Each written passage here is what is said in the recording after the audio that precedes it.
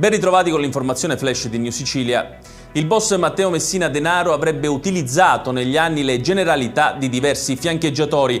Lo sospettano gli inquirenti che nel covo di Vicolo San Vito a Campobello di Mazara tra le carte del capomafia hanno trovato documenti di identità contraffatti coi nomi e i dati di persone realmente esistenti. Prima di assumere l'identità del geometra Bonafede, utilizzata a partire almeno dal 2020, quando venne operato di cancro all'ospedale di Mazara del Vallo e utilizzò il codice fiscale e la carta d'identità del suo presunto complice, il boss avrebbe dunque fatto uso dei documenti di altre persone e con le generalità di altri favoreggiatori avrebbe viaggiato e concluso affari.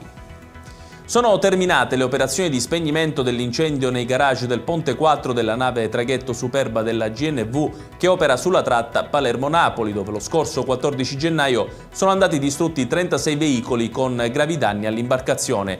È stato infatti spento anche l'ultimo focolaio a 2 settimane esatte dallo scoppio dell'incendio. Conclusa anche la messa in sicurezza dei locali coinvolti e le operazioni di svuotamento dell'acqua entrata nello scafo dagli oblò.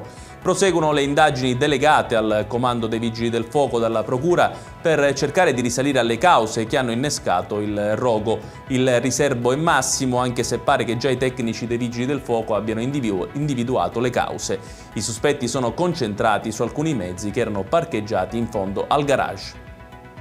È morto Francesco Del Cuore, palermitano di appena 37 anni. Il decesso è avvenuto mentre stava giocando con i suoi amici a calcetto in un campetto privato di Palermo. Del Cuore, che era un artista, è deceduto a causa di un malore improvviso mentre si trovava in campo con i suoi amici. Sul luogo sono intervenuti i soccorsi del 118 che hanno provato la manovra del massaggio cardiaco, ma con esito negativo. Il 37enne su Instagram aveva una pagina dove postava le sue opere d'arte ed era seguito da oltre 10.000 persone.